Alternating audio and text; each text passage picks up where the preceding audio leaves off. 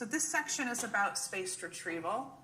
Spaced retrieval is practice at successfully recalling information over progressively longer intervals of time. And I will explain to you what that means. I first learned about this technique in the mid-90s from a colleague of mine. We were both working at the same care community. And in '98, we co-authored a book together about it. And since then, in the past 20 years, there's been a lot of research all over the world that's been done in the spaced retrieval technique.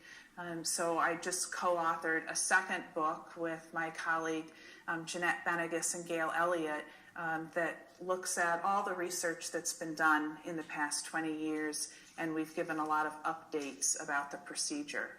So what I'd like to do first is show you a very brief overview video that describes the procedure, and then I'm going to take you step by step through the procedure and explain it to you, and then we'll look at some case study examples about how you might be able to use this with a variety of different people. So let's go through the technique now. I'm going to walk you through a few times, explaining what you do step by step, and you'll see it's really a very, very easy technique, and it's a very powerful technique. It works for people who have memory loss because of a variety of reasons. So I've used this with clients who have aphasia and traumatic brain injury, dementia because of a variety of causes, Alzheimer's disease, Lewy body dementia, Parkinson's disease. It's a very easy and effective technique. It's something that you can teach care partners to do. It's something that families can use very easily in the home setting, so it has a lot of applications. And what we do is we begin with a prompt question. So we think of a question that will target the information that we want the person to recall. So we begin with a prompt question, and we teach the person to recall the correct answer. When the retrieval of that answer is successful, okay, we increase the time intervals between the recalls. Okay? So we're gradually increasing the amount of time in between practices. Okay? When the person makes a mistake, we give them the correct information and we reduce the time interval to the last interval that they were successful. So let me show you what this looks like. After 2 minutes, okay, I asked the person for the target information to recall the information, and they were correct. So I asked them again after 4 minutes, and they were correct. So I increased the time interval to 8 minutes. After 8 minutes, they incorrectly recalled the information, or they were unable to recall it, or they made a mistake. And so I immediately tell the person the correct information, and then the next time interval is reduced to the last interval that they were successful. So you see here on the chart, 8 minutes they were incorrect, back down to 4 minutes they were correct, 8 minutes they were correct again, 16 minutes they were correct. So I'm going to walk you through this technique in even more detail now. Okay? So the first thing that we do is we identify the person's needs. Okay? Someone might need to learn to lock their wheelchair brakes before they stand so they don't fall. Or they might need to learn how to use a walker, or to prepare food in the microwave, okay?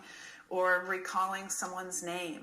When I first started using spaced retrieval, that was the first thing that I tested it with, was teaching clients my name. Okay? Washing hands after using the bathroom, okay? Putting dirty clothes in a hamper. So we can teach pieces of information using spaced retrieval, and we can also teach behaviors or actions that we want the person to do. And I'll go through and explain as we talk about this what the differences are with that. So we figure out what they need to learn. So let's say they need to learn my name. Okay? Now we need to choose a prompt question that will elicit that information for the person. Okay? So this is not a technique where I'm constantly telling someone information. That is a very ineffective way to learn. This is a technique where I'm giving the person practice at recalling the information. They're accessing the information from their brain. They're practicing that access. Okay?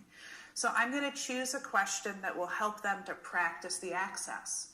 So if I want them to learn my name, that prompt question will be, what is my name? If I'm teaching them to learn their room number, it might be, what is your room number? Okay? Or how do you get up from your chair? If I want them to push off from the arms of the chair before they stand so they're safe. Okay? I've used this a lot to teach people with swallowing disorders a compensatory swallow technique. Okay? So I might practice during meals and ask them what they do when they swallow. So spaced retrieval has a variety of applications for a variety of disciplines as part of rehab, or again, just for families at home to help people remember important information. So we figure out their need. We choose a prompt question. So the prompt question is going to be, what is my name? And we choose a reply.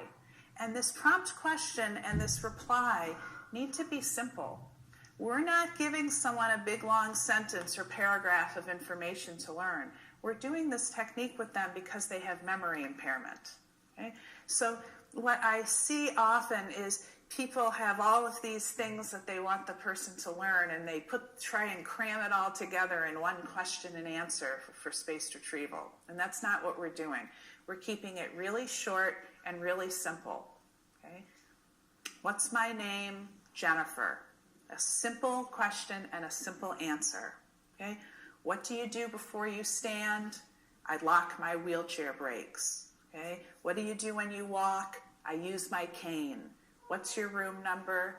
200. Okay? So we keep the question and the response consistent and short and simple. Okay? If we're teaching a strategy or a behavior, we need to teach that first. We need to know that they have competency in that first. So for example, if I'm going to practice helping someone learn to lock their wheelchair brakes before they stand, I need to make sure that they are physically able to lock their wheelchair brakes and that they understand what that means and how to do it. If I'm teaching a compensatory swallow, I'm going to practice outside of spaced retrieval, making sure they know how to do that compensatory swallow first. Okay? If I'm teaching them medication management, I'm going to make sure that they understand how to use their pill box or whatever medication management system that we're using before I teach them about when they're taking their medication. Okay? So we're always establishing competency in that strategy first. Then we're going to carry out what we call the expanded interval practice. Okay? We have learned over the years that there are some things that make it easier for individuals to learn the information that we are teaching them using spaced retrieval. And one of those techniques is called continuous visual cueing. Okay? So that is very simple. We do the reading screening and make sure the person can read. Okay? We know what size font or type that they can read. And we create a very simple visual cue, often a little tabletop card, a piece of paper folded in half, in large print, the answer to that prompt question. So whatever that information is that we want them to learn, we put it in front of them as a visual cue while we're practicing spaced retrieval. So for example, if I'm teaching someone my name, I'm going to make a little tabletop card that says Jennifer and put it in front of me in their line of sight so when we're practicing they see it. Or that's probably not the best example because I always wear my name tag when I'm working with clients, so they would have that visual cue on my name tag as well. But a compensatory swallow technique, I would have that answer to the prompt question or the behavior that I want elicited listed in front of their plate as a visual cue. And I'm keeping it there during the spaced retrieval training, so they're getting input to the information in a different way.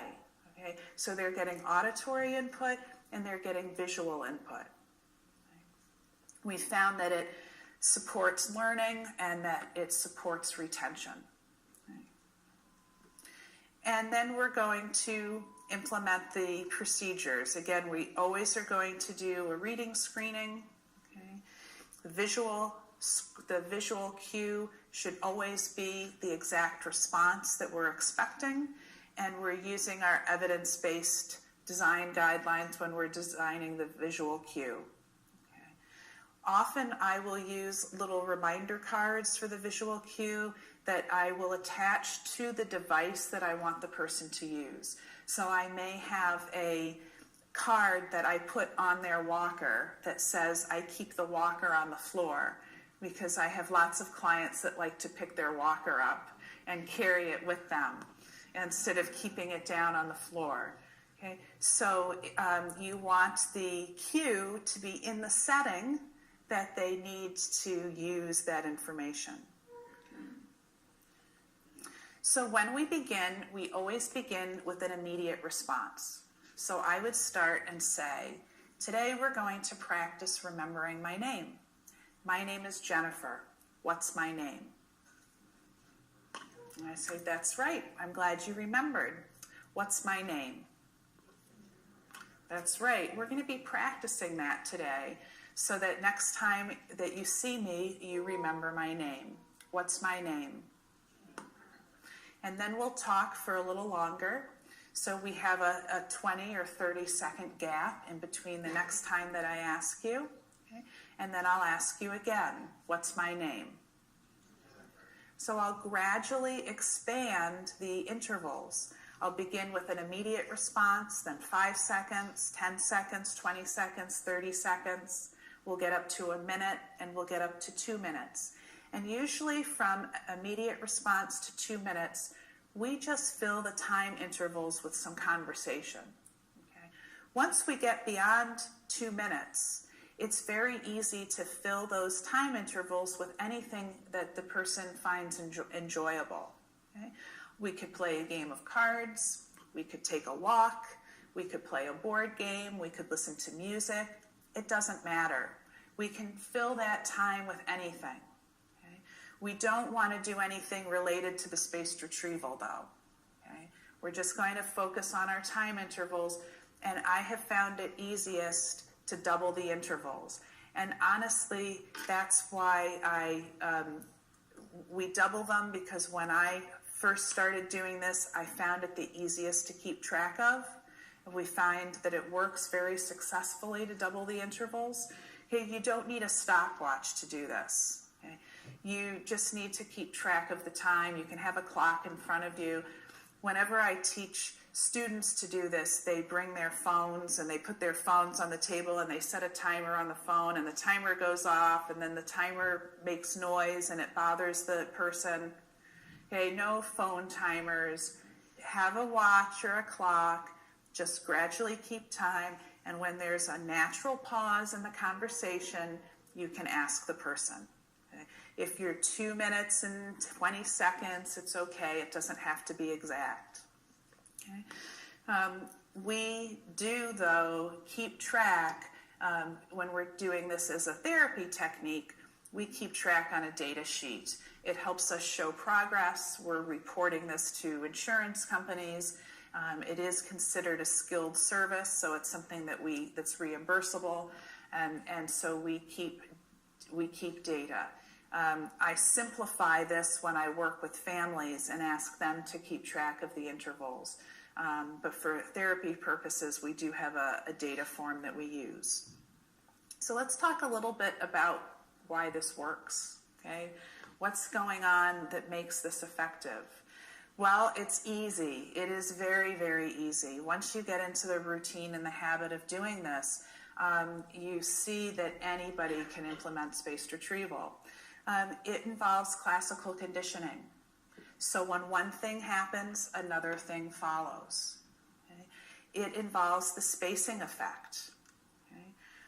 We know that when people practice and have the practice spaced out, that it's a more effective way to learn than when they have continuous or massed practice, which is practice over and over and over again. So if I said, what's my name, what's my name, what's my name?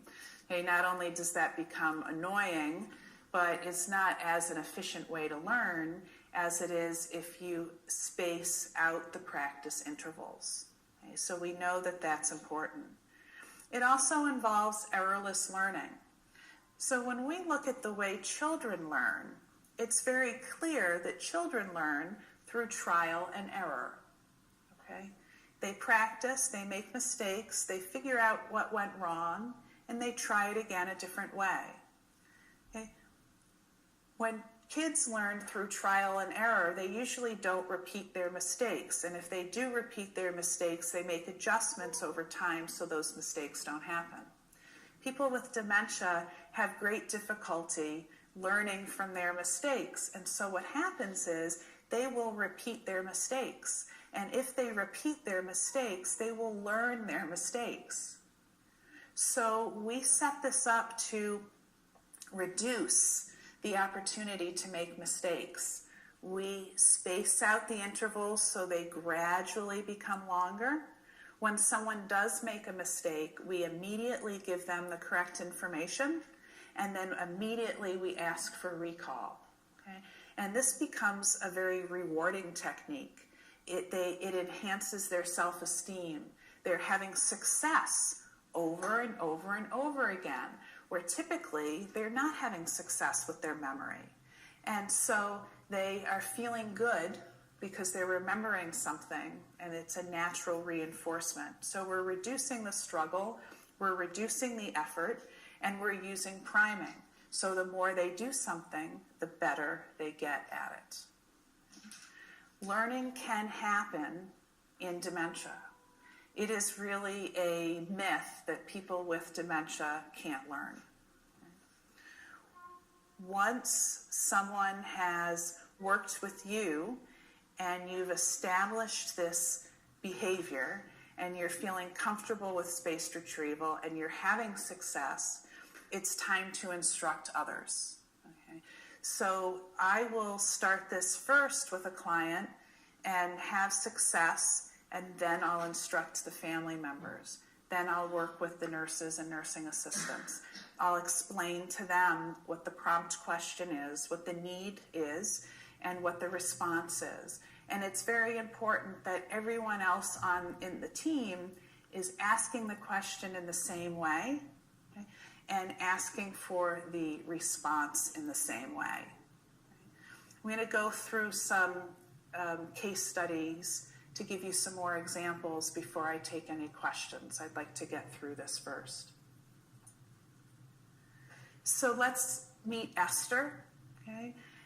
Esther eats very quickly. Okay? She likes to snack on food in her room while she's watching TV. Okay?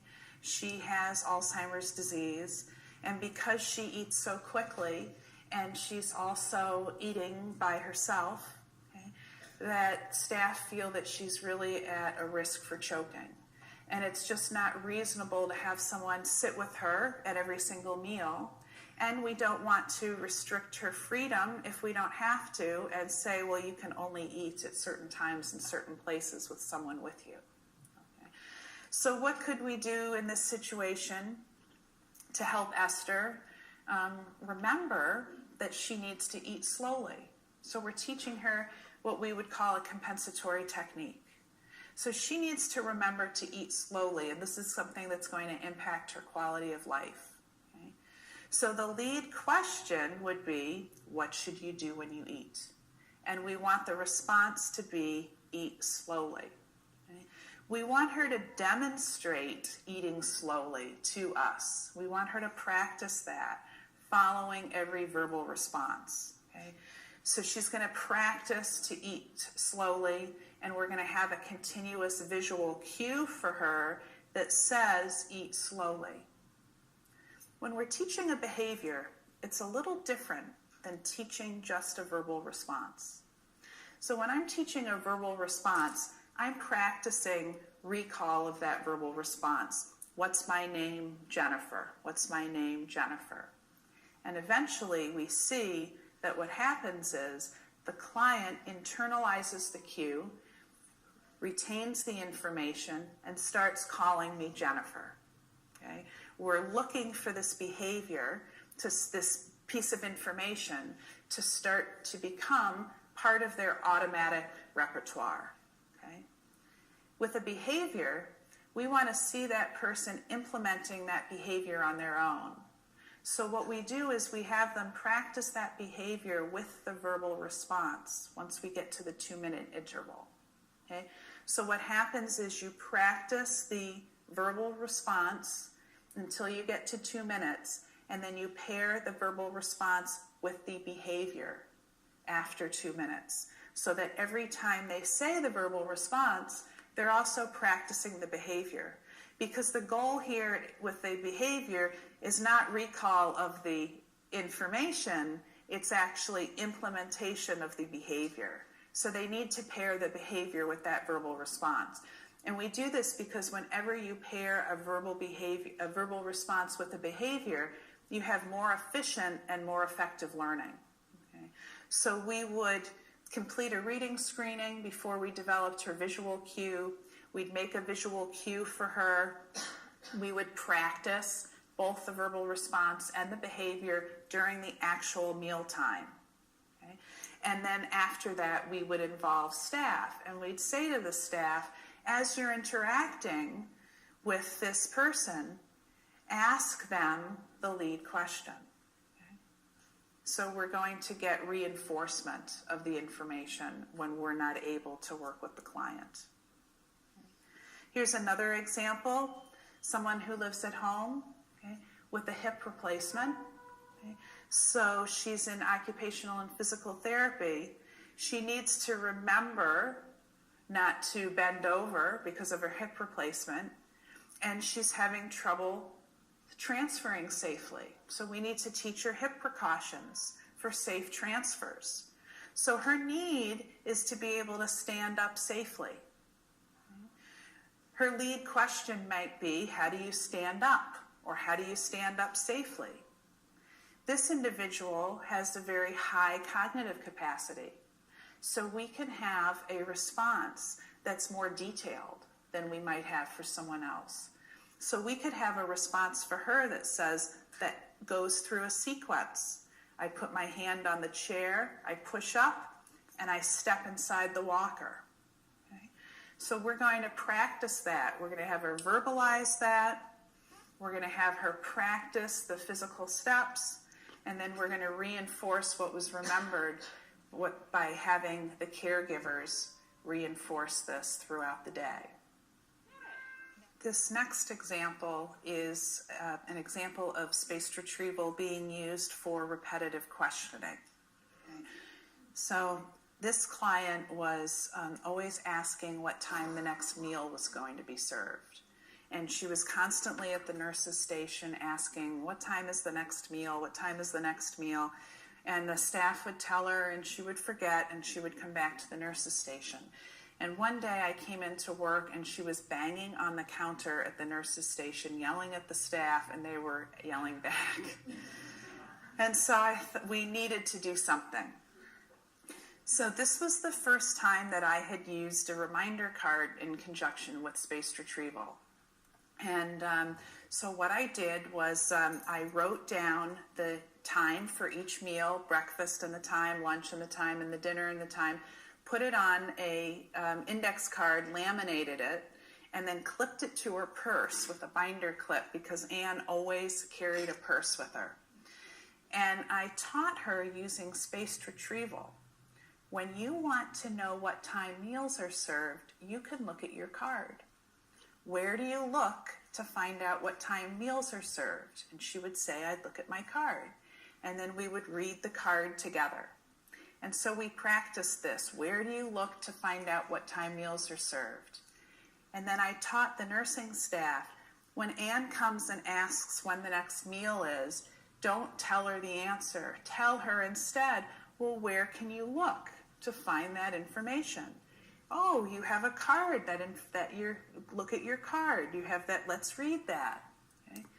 So what happens is what starts as an external cue becomes internalized, and through practice, someone then just starts picking up their card and reading the information, and they stop asking the repetitive question.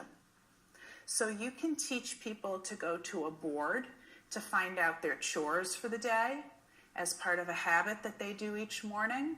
You can post the answer to a repetitive question on a bulletin board in their room or someplace in the house, or write it down on a notepad and have it in their shirt pocket, or attach it to their walker or on a lanyard, all sorts of places. And you can use spaced retrieval to teach someone that when they want to know the information, this is where they can look.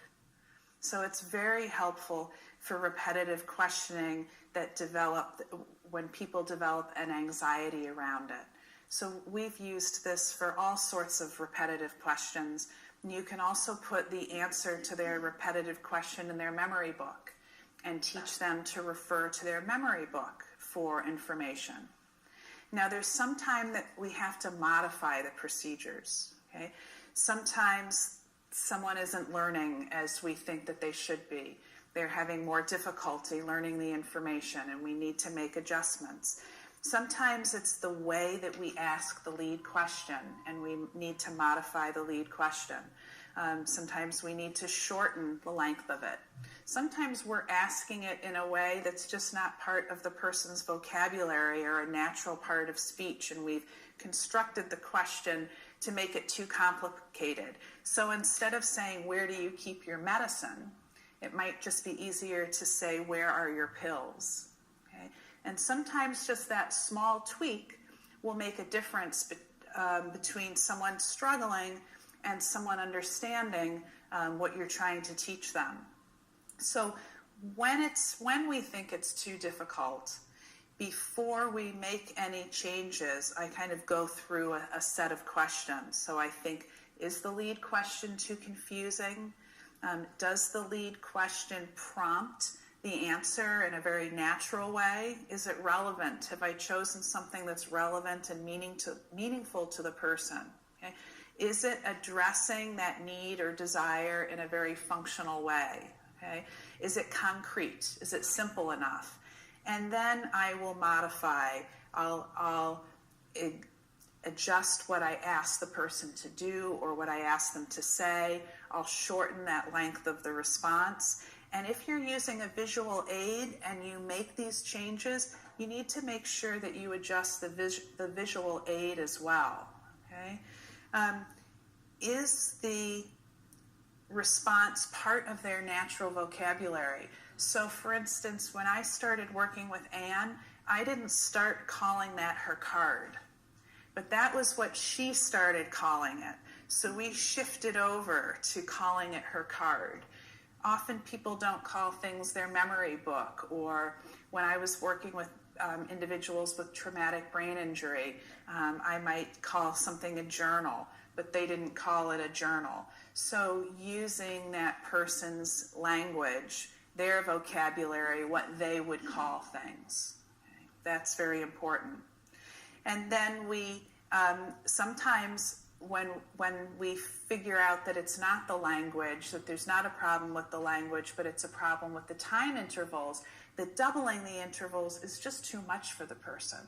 We will then adjust the length of the intervals. So instead of going from 1 minute to 2 minutes to 4 minutes to 8 minutes, we'll progress more slowly. We'll still increase them, but we'll do it at a much slower rate. So we might go 1 minute, 2 minute, 3 minute, 4 minute, 5 minute, okay, to help the learning process. So we don't ever jump to modification immediately. I'm always asked, how long does it take for people to learn things? And the answer is, every single person is different. Okay? I've had people learn things in 2 sessions. I've had people learn things in 3 weeks. We've had people learn things in 6 weeks. It all depends on the person, their levels, what you're asking them to learn, how often you're practicing with them, if it's once a day, every day, if it's once a day for 3 times a week. It really varies. Okay? So I can't say that, oh, it's typical that people will learn things after 2 sessions, or it's typical that people will learn things after 5 sessions. But we have had people require extensive practice and not learn things after several weeks, and sometimes people will pick up things very, very quickly. Okay. Sometimes spaced retrieval, when we start the intervals, it's too easy, and people are just getting it right away, and they're getting frustrated that you're asking them so often, and they pick up on that. Why? You just asked me that. So you have to pay attention to that and say, okay, I can increase these intervals and make them even longer for this person. This person might not need a visual cue.